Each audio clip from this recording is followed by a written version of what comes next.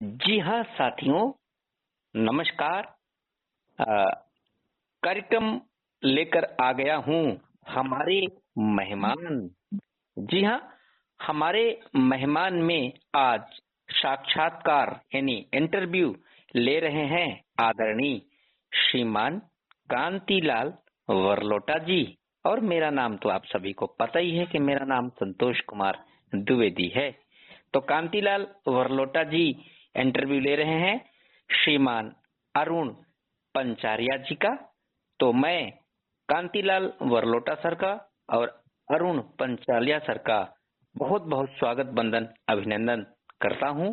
अब आगे की बातचीत आप सुनिए कांतिलाल जी की आवाज में, अरुण पंचालिया जी का जो है इंटरव्यू। दोस्तों नमस्कार, मैं हूं आपका अपना दोस्त कांतिलाल और आ गया हूं साक्षात्कार की श्रृंखला लेकर हमारे मेहमान कार्यक्रम में। आज के हमारे मेहमान हैं अरुण पांचालिया जी, जो कि बहुमुखी प्रतिभा की धनी है और इनसे हम बातचीत करेंगे। तो अरुण जी, आपका स्टूडियो नंबर 1 पर बहुत बहुत स्वागत है। जी, बहुत बहुत शुक्रिया सर, आपने मुझे मौका दिया और जरा नवाजी आपकी। बहुत अच्छा लग रहा है आपसे बात करके।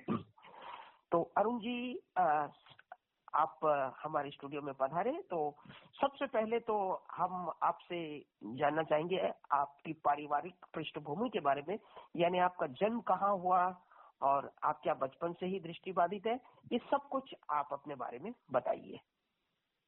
जी सर, मैं अपनी पृष्ठभूमि के बारे में बताऊं तो वैसे मैं बहुत आप सभी के सामने बहुत ज्यादा नगण्य हूँ, शून्य हूँ, लेकिन फिर भी आपने कहा है तो मैं कोशिश कर रहा हूँ। मेरा जन्म 17 मार्च 1999 को हुआ और सन 2006 में मेरा एडमिशन हुआ। लेकिन उससे पहले मैं अपने गांव के बारे में बता देता हूँ। मेरा गांव बरजासर है, तहसील फलोदी, जिला जोधपुर के अंतर्गत आता है। राजस्थान से बात कर रहा हूँ। और मेरे परिवार में हम 2 भाई हैं, जो कि मुझसे एक बड़े भाई हैं, वो डॉक्टर हैं, और साथ ही साथ मैं और मेरी 2 दृष्टिबाधित बहनें भी हैं, वो भी अभी पढ़ाई कर रही हैं। और साथ ही साथ मैं ये भी बता देना चाहता हूँ कि मैं बचपन से यानी जन्म से ही दृष्टिबाधित हूँ और मुझे आवाजों से गहरा रिश्ता रहा है। अरुण जी, बहुत आपने बताया और आपने ये भी बताया कि आपकी दोनों बहनें भी दृष्टिबाधित हैं। तो मतलब आपके घर में सभी दोनों बहनें भी दृष्टिबाधित और आप भी दृष्टिबाधित, तो और आपके माता पिता दृष्टिवान हैं दोनों, है ना? जी जी। तो ये बताइए, जब आप बचपन से ही दृष्टिबाधित है तो कैसा परिवार रहा, माहौल आपके परिवार का कैसा रहा, ये मैं जानना चाहूंगा थोड़ा सा। जी, अगर मैं आपको फ्लैशबैक में ले जाना चाहूँ तो मेरे परिवार का माहौल बहुत ज्यादा सपोर्टिव नेचर का रहा है और बहुत ज्यादा हमें आजादी थी। हम हर चीज एक्टिविटीज करते थे। गाना सुनना, रेडियो सुनना और तमाम तरह की चीजें हम किया करते थे। और हमारा परिवार हमें आगे बढ़ने के लिए हमेशा से तत्पर रहा है। और पहले जब मैं छोटा था तो लोग ये कहते थे, अरे ये कैसे पढ़ेगा, ये तो इसको दिखता ही नहीं है, कैसे अरुण अब पढ़ लेगा। लेकिन इन सब लोगों के मुंह पे एक बहुत बड़ा तमाचा मार दिया गया, क्योंकि उन लोगों की सोच दृष्टिबाधित के बारे में बहुत ही गलत थी। और धीरे धीरे मेरा कारवां यूं ही आगे बढ़ता गया और मेरे परिवार का मेरे बारे में बहुत अच्छा योगदान रहा है। मुझे बहुत ज्यादा उन्होंने आगे बढ़ने के लिए प्रेरित किया। जी, क्योंकि आपके घर में आपकी बहनें भी दृष्टिबाधित और मतलब उनको ये पता था कि दृष्टिबाधित लोग जो है बहुत कर सकते हैं, बहुमुखी प्रतिभा उनमें होती है और आपकी प्रतिभा तो हमें देखने को मिल भी रही है ना? तो आप बचपन से ही बहुमुखी प्रतिभा के धनी हैं, हमें ऐसा लगता है। तो और मैं अब ये जानना चाहूंगा आपसे कि आपकी 2 छोटी बहनें हैं ना, दोनों, तो जी, उनके बारे में भी अगर आप कुछ बता सके, वो अभी क्या कर रही हैं और आपके साथ उनका कैसा मतलब रिश्ता, मतलब कैसा दो आप लोगों में है, पहले तो ये बताइए हमें थोड़ा सा। मेरा उनके साथ बहुत अच्छा संबंध है। एक स्नेहमयी वातावरण बनाते हुए बहुत अच्छा संबंध है और हम एक दूसरे को प्रोत्साहित करते हैं। वो मुझे प्रोत्साहित करती हैं और मैं उन्हें प्रोत्साहित करता हूँ। उनका भी सिंगिंग का पैशन है। क्या बात है। और बहुत अच्छा लगता है। और ये बताइए कि आप लोग क्या बचपन में लड़ाई झगड़ा, शरारत और ये सब कुछ भी क्या होता था? ये क्या है मतलब थोड़ा सा? हाँ, एक जहन में एक घटना याद आ रही है। जी जी, मैं बताइए बताइए। बिल्कुल बिल्कुल मैं शेयर करना चाहता हूँ आप सभी के दरमियान, और जो भी हमारे सुधी श्रोता हैं उनको उन तक भी ये बात जरूर पहुंचेगी, तो मुझे अच्छा लगेगा कि छोटी छोटी शरारतें भी कभी कभी ऐसा लगता है कि काश वो दिन कहाँ गए। अब इस दौर में देखता हूँ तो आज वो चीजें नदारद होती जा रही हैं, शरारतें बहुत नदारद होती जा रही हैं, लेकिन थोड़ी थोड़ी शरारतें तो होनी चाहिए। बचपन की खट्टी मीठी यादों का एक अलग ही जायका होता है। बहरहाल मैं बताना चाहता हूँ कि मैं 10वीं कक्षा में पढ़ता था और उस वक्त क्या है कि मैं पेन ड्राइव के जरिए गजल सुना करता था, एम्पलीफायर में लगा के। जगजीत सिंह जी का मैं बहुत ज्यादा मुरीद रहा हूँ, जगजीत क्या सिंह जी बात। की गजलों से मोहब्बत करता हूँ, और उनकी गजल का एक अलग ही एहसास, अलग ही एहसासात होते हैं मेरे जहन में जब मैं उनकी गजलों को सुनता हूँ। खैर, तो अब क्या हुआ कि मेरी बहन ने मतलब मेरा पेन ड्राइव निकाल लिया और पेन ड्राइव कहीं छुपा लिया, और मुझे गुस्सा आया जी कि जी मेरी बहन का नाम है इंदु और हाँ भगवती नाम है दोनों जी जी बहनों के। जी जी तो अब माताश्री तो कहीं इधर उधर, और महिलाएं हैं उनके पास में संवाद स्थापित करने गई थी, मतलब बातचीत करने गई थी, क्योंकि महिलाओं का ज्यादातर काम होता है गपियाना, एक दूसरे के बारे में बातें करना, यही तो उनका मतलब चर्चा परिचर्चा का विषय होता है। खैर, वो वहां पे आंटी के इधर उधर गई थी मतलब बातचीत करने। तो अब उस वक्त मैंने कहा, इंदु मेरा पेन ड्राइव दे दो, है ना। इंदु से पहले मेरी कोई बात को लेकर लड़ाई हो गई, मैं ही दूंगी ये वो, तो तो गलती से मेरी ओर से उसको एक थप्पड़ लग गया। तो थोड़ा सा ही लगा है, लेकिन फिर भी वो अरे एकदम जोर से रोने लगी। तो मम्मी आई और मतलब एक मेरे हाथ और पाँव पे बहुत ज्यादा जोरदार डंडे मारे। तो वो दिन मुझे आज भी याद आता है। कभी कभी उन चीजों को देखता हूँ, मतलब खिलखिलाती हुई चीजें होती हैं, एक अलग ही याद का समा बन जाता है मेरे जहन में। तो ये कुछ कुछ ऐसी घटनाएं होती हैं जो कि मतलब लगता है कि काश वो बचपन फिर से लौटा दो। इसका मतलब पिटाई आप ही की हो गई। हाँ, मेरी ही हो गई। हाँ, क्योंकि उसने तो दिखा दिया अपना कि भाई इन्होंने हमें पीट दिया, तो हाँ, आप ही की पिटाई हो गई। उसको तो कुछ मेरी नहीं। उनको तो वो सपोर्ट मिल गया। पेन ड्राइव का कुछ नहीं, फिर बाद में मेरे को दे दिया, लेकिन इस तरह से उन्होंने छुपा लिया, क्योंकि ज्यादातर जो महिलाएं वो कहते हैं ना कि लेडीज इज फर्स्ट, तो ज्यादा महिलाओं को प्राथमिकता दी जाती है। और माँ तो बेटियों को ही सपोर्ट करती।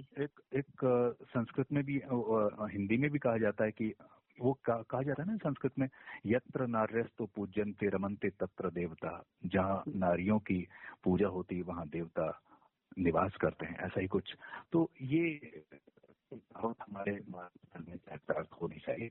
हालांकि मैं जो वो गलत था, बाद में मुझे खुद इस चीज का एहसास हुआ।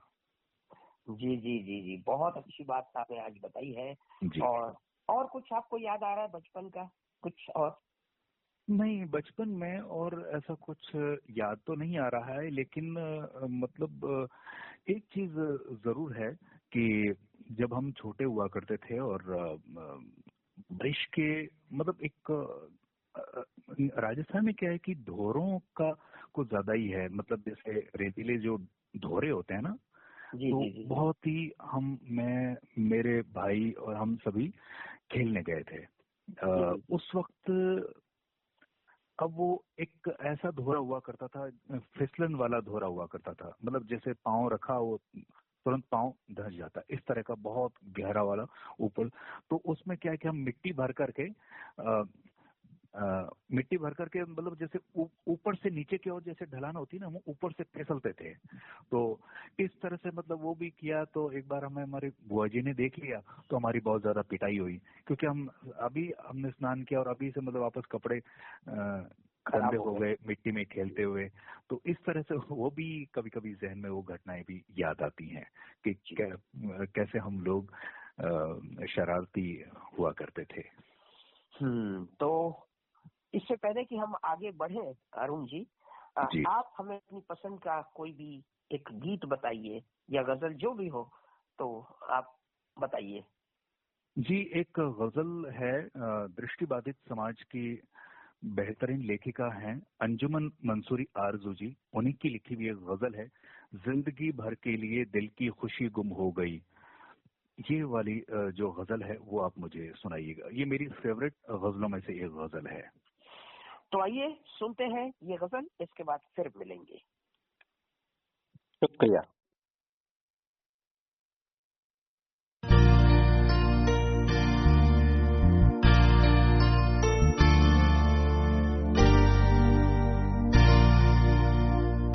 जिंदगी भर के लिए दिल की खुशी गुम हो गई।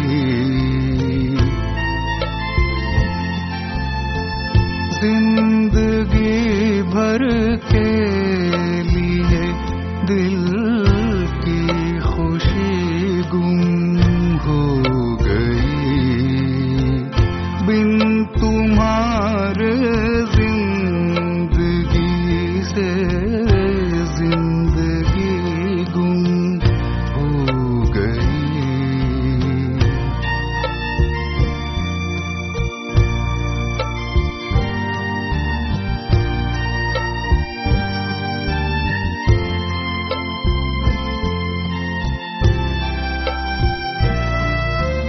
खो गई सारी बहारें अब मुसलसल ऐ खिज़ा।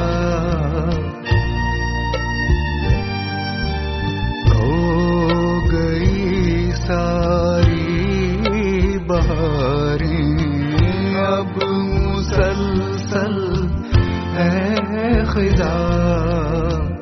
पहले खिलती थी जो लब पर वो कली गुम हो गई।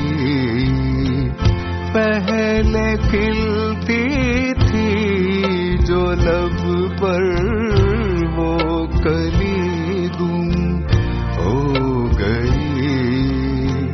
जिंदगी भर के लिए दिल की खुशी गुम हो गई।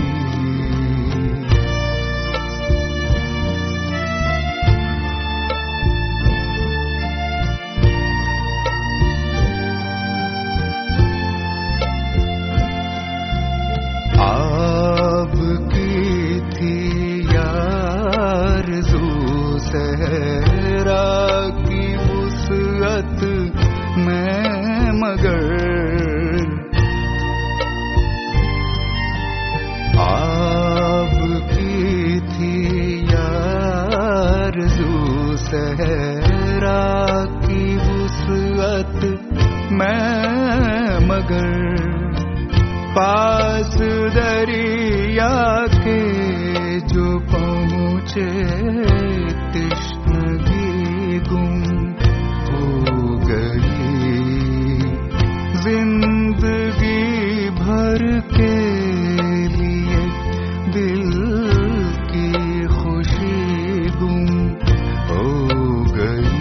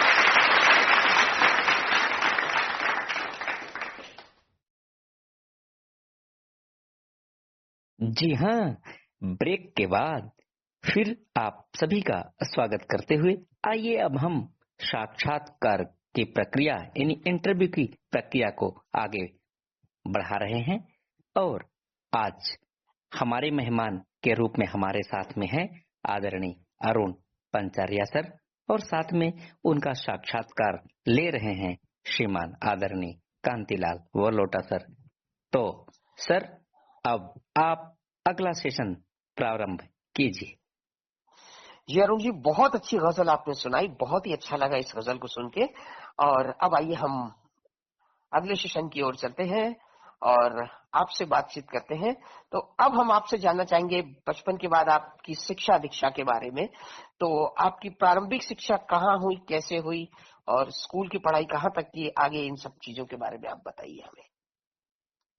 जी, आपने मेरी शिक्षा दीक्षा के बारे में जानना चाहे तो मैं बता ही देना चाहता हूँ कि सन 2006 में मेरा एडमिशन राजस्थान में एक विद्यालय है जोधपुर में, नेत्रहीन विकास संस्थान, जहां मैंने पहली से 12वीं तक की पढ़ाई की। और उसी समय रेडियो सुनने का भी शौक मुझे शुरू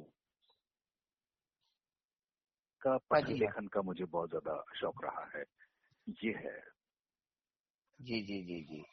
तो मतलब ये बताइए कि आप जब पहली से वहां पर स्कूल में आपका दाखिला हुआ, है ना, तो वहां पर आपके शिक्षक भी होंगे बहुत सारे, तो कैसा लगा आपको वहां पे? मतलब आपके शिक्षक लोगों ने आपके साथ अ, किस तरह से? हाँ जी। असल में बात यह है कि जब मैं बचपन में था ना, छोटपन में था, तब एक अलग ही माहौल था कि घर से दूर चला गया हूँ, अब कैसे क्या होगा। क्योंकि जाहिर सी बात है, एक आप चीज हमेशा याद रखें कि हम्म। जब आप छोटे होते हैं तो आपको हर चीज बहुत बारीकी से करनी पड़ती है। आपके लिए हर चीज वो बहुत एक बोझ सा लगता है, और जब वही चीज आप बड़े होते हैं तो वही चीज आपको आसान लगती है। तो पहले जब मैं छोटा था तो ये होमवर्क कैसे करना है, ये कैसे करना है, मतलब जो टीचर्स होमवर्क दिया करते थे बच्चों को, वो बहुत मुश्किलात पेश आती थी उसमें। और एक मैं आपको एक वाकया सुनाना चाहता हूँ, अगर आप इजाजत जी दें जी तो। जी जी जी, बिल्कुल स्वागत है। अ, मैंने 6 दिन पहले हमारे यहाँ पे 3 तरह की क्लासेस हुआ करती थी, ए, बी और सी, है ना। ये जी पहले में जी। 3 तरह की क्लासेस हुआ करती थी, तो मैं 6 दिन ए क्लास में रहा हम्म। और 1 महीना मैं बी क्लास में रहा, और फिर बाद में मुझे प्रमोट कर दिया गया था सी क्लास में। तो क्या ए बात बी है। सी ये 3 साल, मतलब लोग तीन तीन साल लगाते हैं, फिर उनको दूसरी में भेजा जाता है। लेकिन मेरे को ये ऐसा मेरे साथ नहीं हुआ। मुझे ऐसा कोई मौका नहीं, मैंने नहीं दिया टीचर्स को कि मुझे वो ज्यादा समय तक रखें और ज्यादा होल्ड पे रखें। ऐसा मेरे साथ ऐसा नहीं हुआ। हालांकि अ, मैं क्लास बी में पढ़ता था, तो अब क्या है कि सर ने एक आनंद पोथी किताब मुझे दी पढ़ने के लिए ब्रेल में। क्योंकि मैंने पहले ब्रेल का प्रशिक्षण तो पहले ही ले लिया था। जब मैं स्कूल में मेरा दाखिला नहीं हुआ था, उस समय एक दृष्टिबाधितों का सर्वे करने के लिए आया करते थे उर्मुल संस्थान की ओर से। हाँ पुरुषोत्तम हाँ। जी और भीम सिंह जी सर वो आया करते थे। वो गंगानगर अलग अलग जगह जा जा करके वो सोमवार और गुरुवार को मुझे पढ़ाने आया करते थे। तो ब्रेल का प्रशिक्षण थोड़ा थोड़ा तो पहले ही शुरू हो गया था, लेकिन पूरी तरह से ब्रेल मैंने जोधपुर में ही सीखी थी। तो अब जी। हुआ ये था कि उन्होंने आनंद पोथी किताब मुझे दी। ठीक है, ये किताब पढ़ना, ऐसा मुझे उन्होंने कहा। अब हम्म। अब जाहिर सी बात, हम बच्चे होते हैं, अब छुट्टी का वक्त होता है, बेल बजी, टन टन टन टन, फटाफट वो हड़बड़ी रहती है, एकदम से वो बैग में किताब डाल रहा था, तो एकदम से उसका किताब का जो किनोर है, किनोर से उधर कॉर्नर जो होता है वो थोड़ा सा फट गया, हल्का सा। हम्म। हम्म। अब अब उस दिन क्या है कि शनिवार का वक्त था। संडे तो खैर यूं ही गुजर गया, लेकिन एक मेरे साथ में एक शख्स पढ़ते थे, महेंद्र टाक करके नाम उनका था। तो महेंद्र टाक ने वो किताब देखी और कहा, कहो किताब फाड़ दी आपने, ये वो मेरे को बहुत सारी चीजें सुनाई। और उन्होंने क्या किया कि उन्हीं सर को मेरे जो टीचर हैं उनको शिकायत कर दी। और सोहन लाल जी सर, स्वर्गीय सोहन लाल जी सर, अब वो इस दुनिया में नहीं है। जी जी जी। तो उन्होंने पहले तो बहुत कुछ सुनाया, किताब फाड़ दी आपने, हम आपको ये किताब देते हैं और आप इस तरह से ये करते हो वो करते हो, और किताब कितनी मुश्किल से आती है, ये दिखाओ कहाँ से फाड़ी है, दिखाओ। अब उन्होंने किताब चेक की। अब मैं क्या, पहले एक दौर हुआ करता था, अगर आप दृष्टिबाधित समाज में जाकर देखें तो ब्रेल लेखन पद्धति में जर्मन स्लेट का अभाव हुआ करता था। हमारे विद्यालय में होता था क्योंकि बड़े क्लासेस को ही मिलती थी। हाँ हाँ स्लेट हाँ गाइड आपने देखा होगा, लकड़ी का एक को। जी, देखा है, मैंने देखा है। तो स्लेट गाइड, वो गाइड उस किताब में गलती से पेज के अंदर रखा रह गया, और उससे वो क्या, थोड़ी सी किनोर में से किताब हल्की सी फट गई। वो पेज, इधर आओ ऐसा करके उन्होंने पीछे से मतलब हल्का सा गाइड से प्रहार किया, हल्का सा मेरी पिटाई की जी गाइड से। जी जी। चल किताब लेके आओ, ये क्या लिखा है? मैंने कहा ये लिखा है घोड़ा गाड़ी। क्या लिखा है? घोड़ा गाड़ी, बैलगाड़ी, रेल गाड़ी। इस तरह से वो सर मेरे ऊपर बहुत ज्यादा ध्यान देते थे, लेकिन मुझे उस वक्त लगता था कि ये मेरे ऊपर ही क्यों इतना ज्यादा वो कर रहे हैं। और किसी को कुछ नहीं कहा जाता था, केवल और केवल मुझे कहते थे कि अ, उसने कहा था की और की। तो कभी कभी की जगह किक और किक की जगह की, बड़ी की लग जा, ये की क्यों लगाया, चलो अपने गाल पे 10 थप्पड़ मारो। तो कभी कभी हम ऐसा करते थे कि तो ताली बजाते थे, टक टक जैसे। अच्छा, धीरे धीरे। हाँ, है ना। तो इस तरह से वो ऐसे मतलब ऐसे वो शो तो हम ऐसा करते थे कि हमारे गाल पे मार रहे हो, लेकिन हम ताली बजा के उनको बेवकूफ बनाते थे। तो ऐसे एक बार यानी मैंने आप देख लिया, आप जो है शरारत करते थे सर के साथ भी। हाँ, तो सर ने फिर बाद में कहा अरे ऐसा नहीं, मैं मारता हूँ, ऐसा करके उस दिन सर ने पीटा तो बहुत ज्यादा। तो किताब फिर बाद में क्या हुआ कि सी क्लास में मेरे को भेज दिया गया मेरी काबिलियत को देखकर। और सी के बाद में दीपावली की छुट्टियां भी आ गई थी, और उसके बाद में नया साल भी आ गया। और सी क्लास के बाद में मुझे दूसरी क्लास में सीधा डायरेक्ट भेज दिया। हाँ, तो दूसरी क्लास में क्या है कि ये नियम होता था कि रोजाना हम जो पाठ पढ़ा रहे हैं उसका होमवर्क करके लेके आओगे, उसका पैराग्राफ जो किताब में लिखा हो वही का वही आप लिख के लेके आओगे। ये हमें टीचर्स, वही जो सोहनलाल जी सर जो हमें होमवर्क दिया करते थे। तो अब उसमें मैं बहुत ज्यादा नाटक करता था, मेरे से वो लिखा नहीं जाता था, क्योंकि एक हाथ से पढ़ना और एक हाथ से लिखना। लेकिन अब कोई दिक्कत नहीं होती, लेकिन पहले ये दिक्कत पेश आती थी, है ना। तो अब क्या हुआ कि उस समय एक और दिक्कत ये हुआ करती थी कि जिन बच्चों ने पहले जो एग्जाम दिए हैं 5वीं 6वीं 7वीं 8वीं के 12वीं के जो पेपर जो ब्रेल में होते थे, ब्रेल के 12वीं के नहीं 11वीं और 9वीं के जो 8वीं के जो बड़ी बड़ी क्लास के पेपर हुआ करते थे, उन्हीं पेपर्स वही पेपर्स वो सोचते थे कि भाई ये पेपर अब इनको दे दिए जाएं। मतलब जो दूसरी क्लास में पढ़ रहे हैं बच्चे, हमें खाली पेपर नहीं मिलते थे, हमें एक तरफ से भरा हुआ पेपर मिलता था और उसी को स्लेट गाइड पलटा के लिखना पड़ता था। उसमें बहुत ज्यादा दिक्कत आती थी।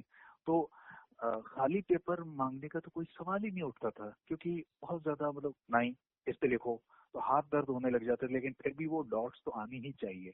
इस तरह का माहौल हुआ करता था। खाली पेपर तो हमने जिंदगी में कभी देखे नहीं, बस 6ठी क्लास के बाद में हमने खाली पेपर देखना शुरू किया कि हाँ इस तरह के भी पेपर होते हैं। बाकी हमें एक तरफ से खाली पेपर पे ही लिखने की आदत डलवाई गई थी। और ये ब्रेल का सबसे बड़ा एक तरीका हो सकता है ब्रेल को इम्प्रोवाइज करने का, ब्रेल की शुद्धिकरण करने का, क्योंकि ब्रेल के जो चिन्ह होते हैं, पंक्चुएशंस हैं, उनको हम कैसे रीड करें क्या है, ये हमारे ऊपर बहुत ज्यादा ध्यान रखते थे। और दूसरी क्लास में फिर ये मैं होमवर्क करने में कोताही करने लगा तो वापस मुझे बैक कर दिया। 6 दिन में दूसरी क्लास में रहा, फिर मुझे वापस बैक कर दिया, वापस सी क्लास में भेज दिया। अब आया जी अगला साल 2007 की बात है। तो उस समय दूसरी क्लास में आ गया, लेकिन उन सर का जैसे ही पीरियड आता था, दूसरा पीरियड जैसे ही आता था और एकदम से हाथ पांव ठंडे हो जाते, बहुत कांपने लगते थे। अरे आज क्या होगा? हाँ, अब वो सर पूछते थे, हाँ कांतिलाल ने कहा था कि क्यों आया या कि क्यों नहीं आया? कांतिलाल ने कहा था कि को इस तरह से वो प्रैक्टिस इतनी, चल अपने गालों पे 10 थप्पड़ मारो। अरे सर लग रही नहीं, मैं मारता हूँ, चलो इधर। तो इस तरह से मतलब वो कई बार तो सर को भ्रम हो जाता था, तो हम ताली बजा के बच जाते थे, लेकिन ऐसे एक बार बहुत ज्यादा मार पड़ी, वो मेरे जहन में आज भी कैद है। मतलब आप जो है बचपन में स्कूल में भी शरारत किया करते थे। बचपन में तो थे ही थे, स्कूल में भी आप शरारती थे। और आपके साथी जो वहां पर थे स्कूल में, आपके सहपाठी, उनके साथ आपका कैसा रिश्ता था? क्या वो भी आपके साथ किस तरह से, मतलब? असल में बात यह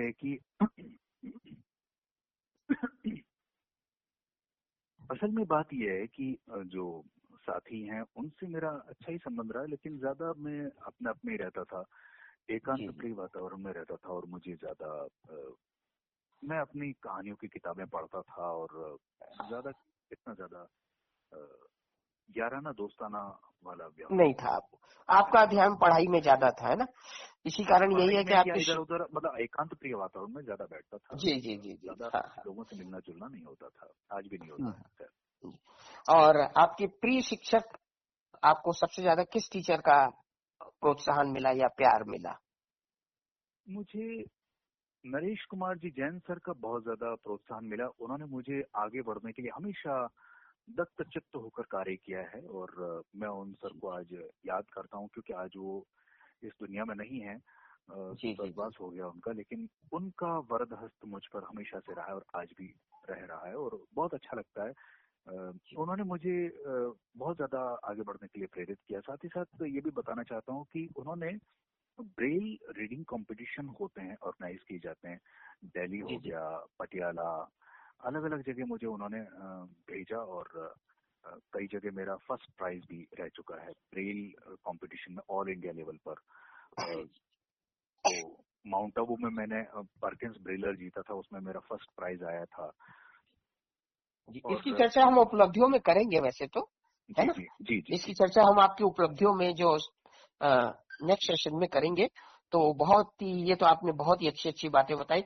अब इस सेशन के बाद हम आपसे कोई गीत या गजल सुनना चाहेंगे, आपकी पसंद की, वो हमें आप बताइए। जी, एक और गजल मोहतरमा अंजुमन मंसूरी आरजू जी की ही लिखी हुई है, और वो गजल है, तेरे आने से तेरे जाने से सांस चलती रही बहाने से। ये गजल मैं सभी श्रोताओं को सुनवाना चाहूंगा। तो आइए सुनते हैं ये गजल। जी शुक्रिया।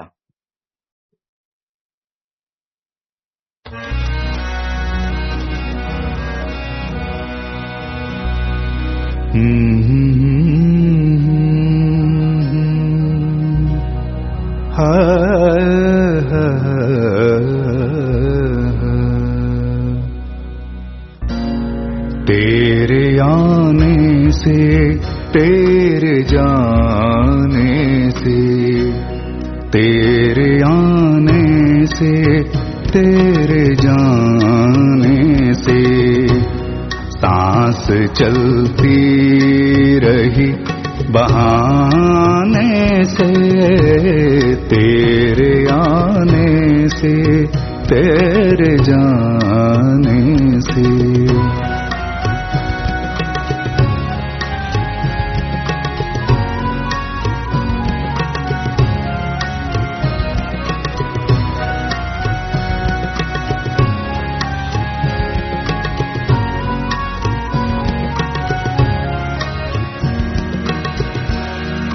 तू जो आया तो जी लिए जी भर,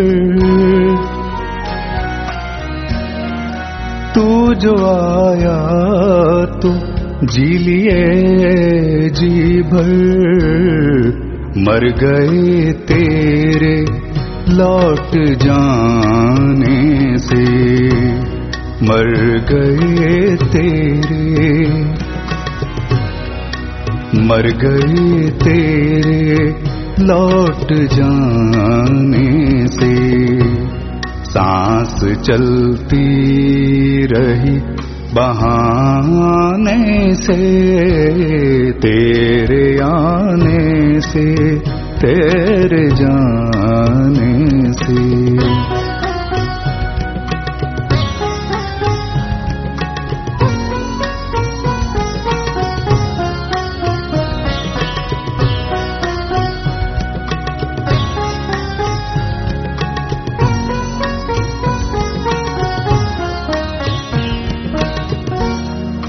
दर्द रोने से कब हुए हैं कम, दर्द रोने से कब हुए हैं कम।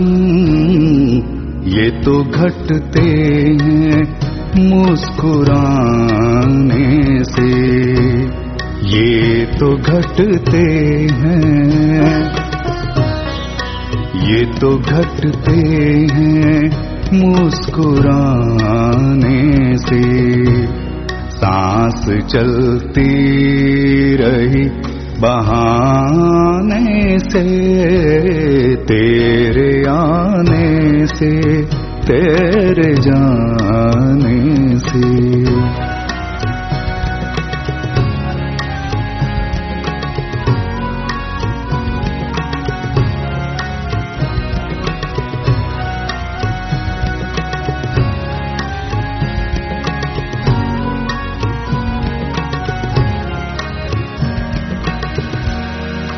आरज़ू हर घड़ी है ख्वाब यही, आरज़ू हर घड़ी है ख्वाब यही। कोई बिछड़े ना आशियाने से, कोई बिछड़े ना, कोई बिछड़े ना आशियाने से। सांस चलती रही बहाने से, तेरे आने से, तेरे जाने से, तेरे आने से, तेरे जाने से। सांस चलती रही बहाने से, तेरे आने से, तेरे जाने से।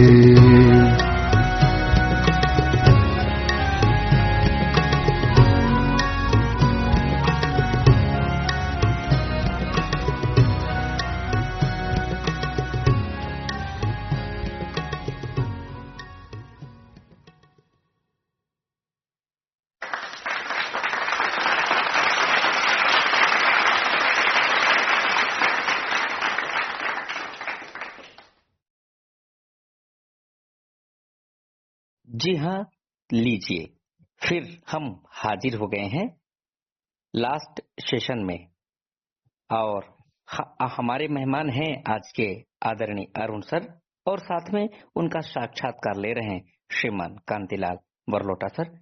तो लीजिए आनंद इस सेशन का। शुक्रिया। जी हाँ वरुण जी, बहुत अच्छी गजल आपने ये भी सुनाई। मतलब आप गजल के ज्यादा प्रेमी हैं, मुझे ऐसा लगता है ना? तो बहुत बहुत बढ़िया बढ़िया। तो अरुण जी, अब एक बार फिर से हम आपसे रूबरू हो रहे हैं यहाँ पर, क्योंकि अब हम आपसे जो जानना चाहेंगे यहाँ पर आपकी उपलब्धियों के बारे में, और आपसे अब बहुत कुछ जानना चाहेंगे हम, है ना? क्योंकि आप बहुमुखी प्रतिभा के धनी हैं और मैंने आपको बहुत सुना है और हमारे श्रोताओं ने भी आपको बहुत सुना है।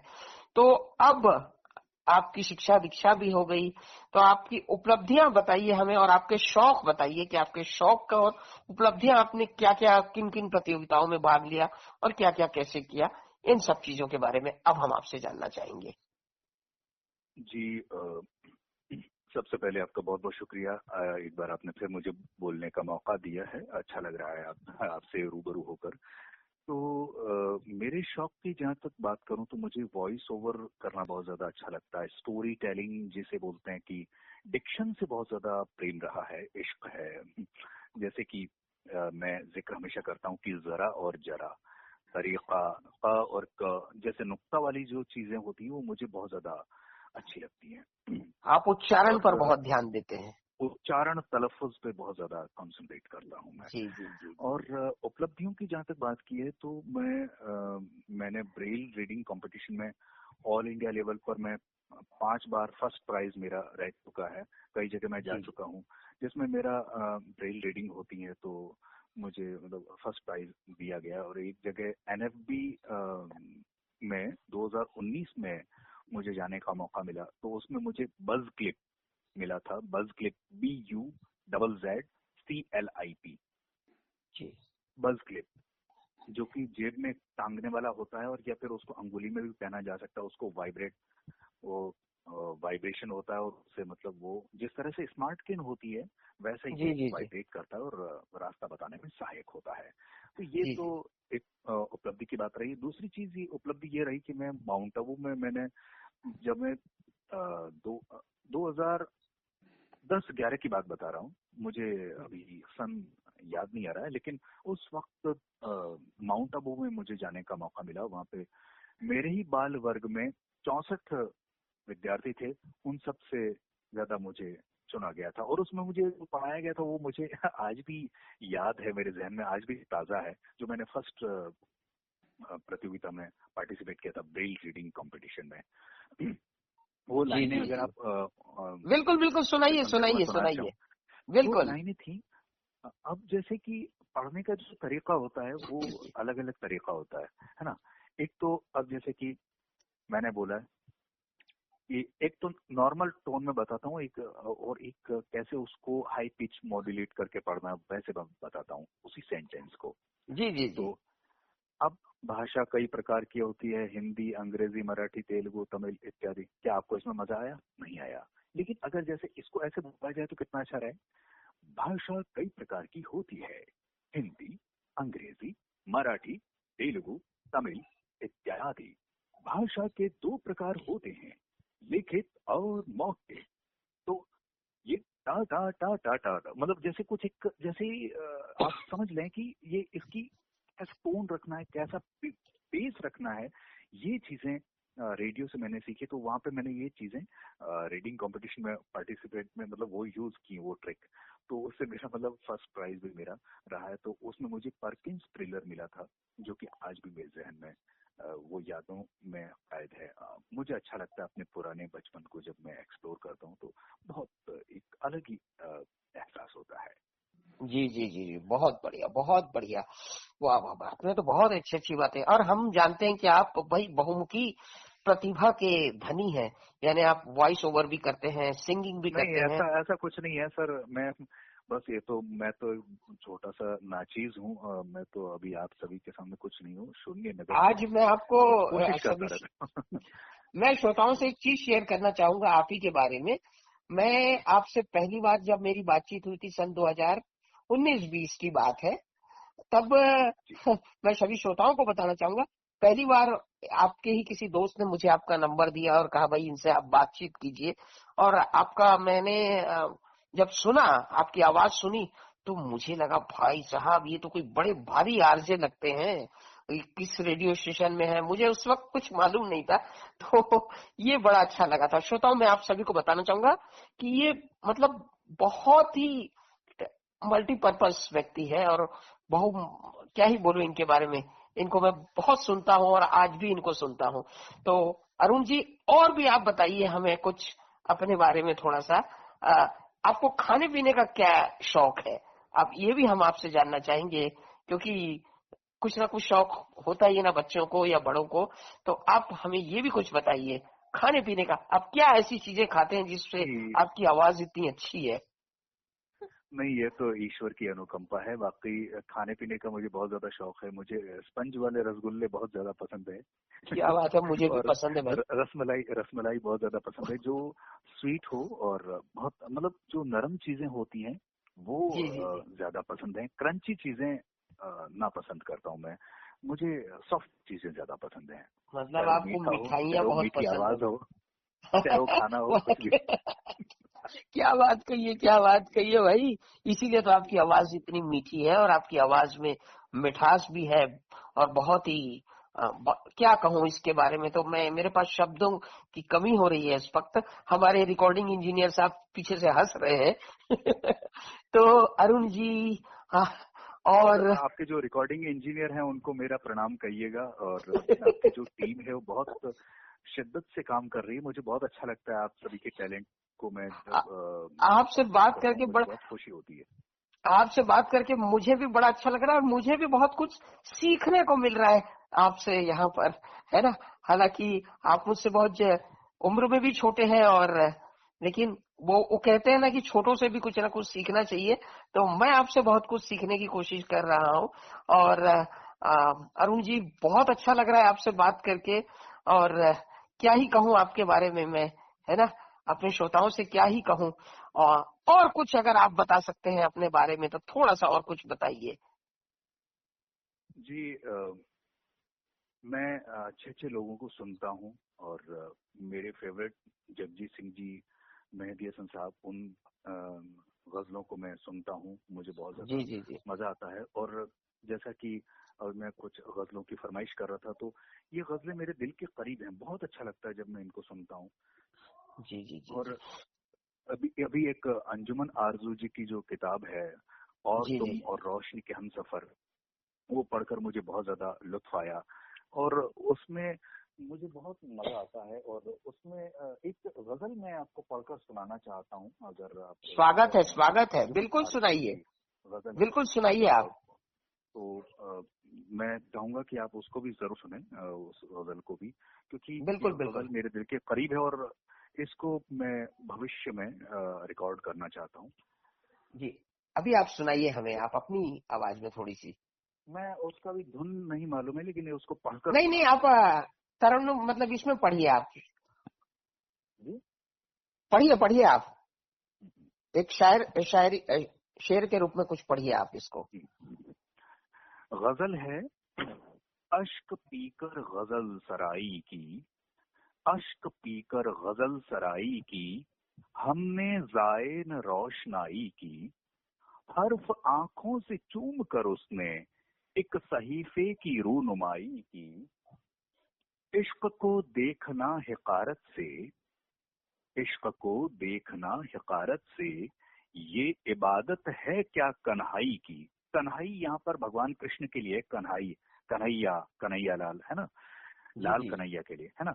इश्क को देखना हिकारत से, ये इबादत है क्या कन्हाई की, हिज्र की शब सियाह थी लेकिन उनकी यादों ने रहनुमाई की, है अजल सच मगर अजल से ही। यहाँ थोड़ा सा मैं आपको रुकना चाहूंगा कि अभी मैंने जो लफ्ज इस्तेमाल किया, अजल और अजल, एक तो ज है और एक ज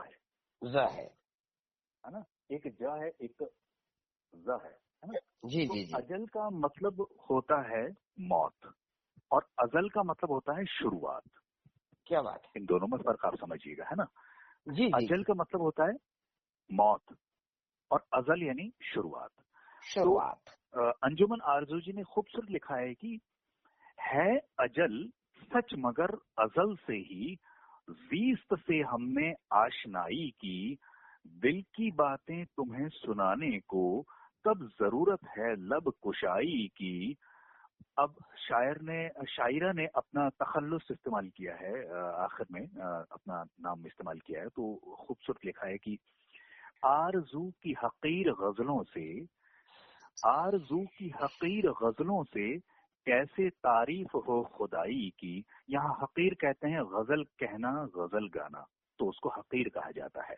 आरजू की हकीर गजलों से कैसे तारीफ हो खुदाई की, अश्क पीकर गजल सराई की, हमने जाए न रोशनाई की। क्या बात है, क्या बात है, बहुत खूब अरुण जी, बहुत अच्छा लगा आपसे बात करके। अब हमारे चलने का समय हो रहा है, तो चलते चलते सबसे पहले तो हमारे रिकॉर्डिंग इंजीनियर हैं संतोष कुमार द्विवेदी जी, और मैं आपसे साक्षात कर रहा हूं, तो चलते चलते सबसे पहले तो आपका धन्यवाद ज्ञापित कर दूं कि आप आज हमारे स्टूडियो में अपना कीमती समय हमें दिया, बहुत अच्छा लगा।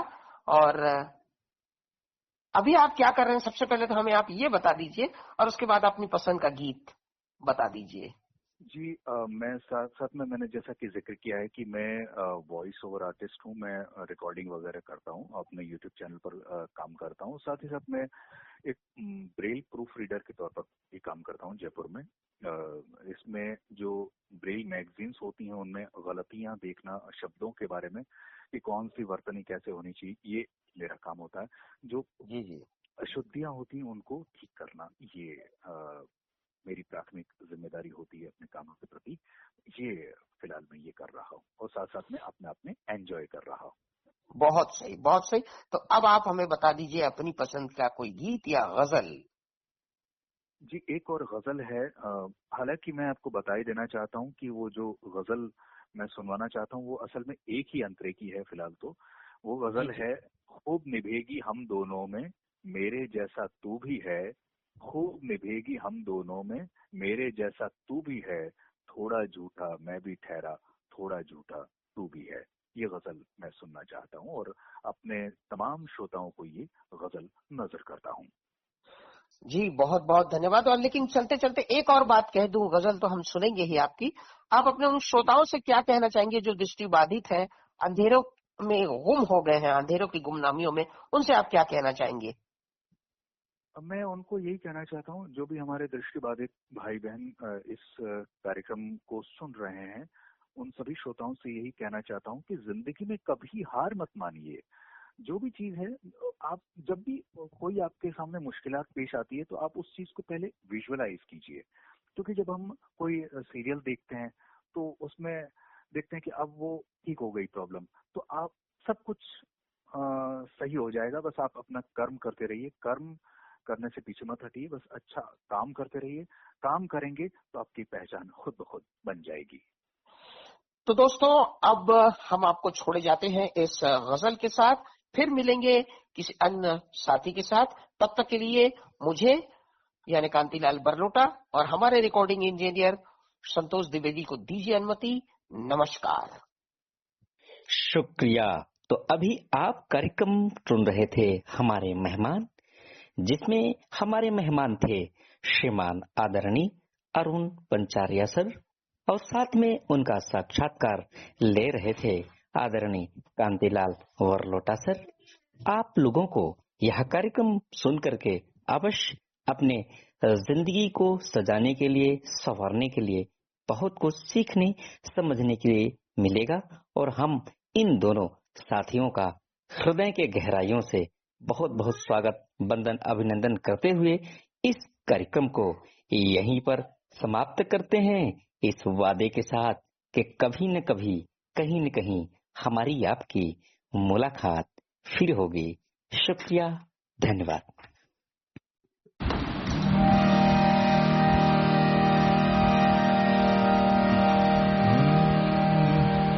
खूब निभेगी हम दोनों में, खूब निभेगी हम दोनों में मेरे जैसा तू भी है, खूब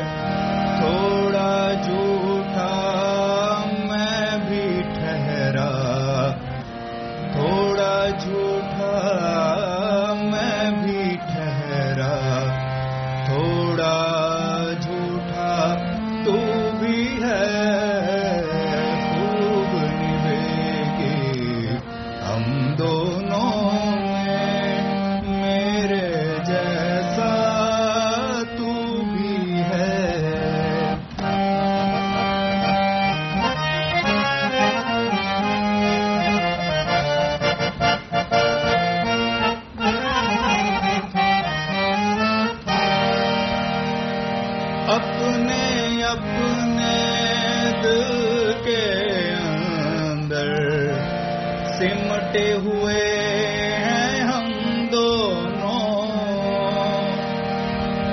अपने अपने दिल के अंदर सिमटे हुए हैं हम दोनों गुमसुम मैं भी बहुत हूँ गुमसुम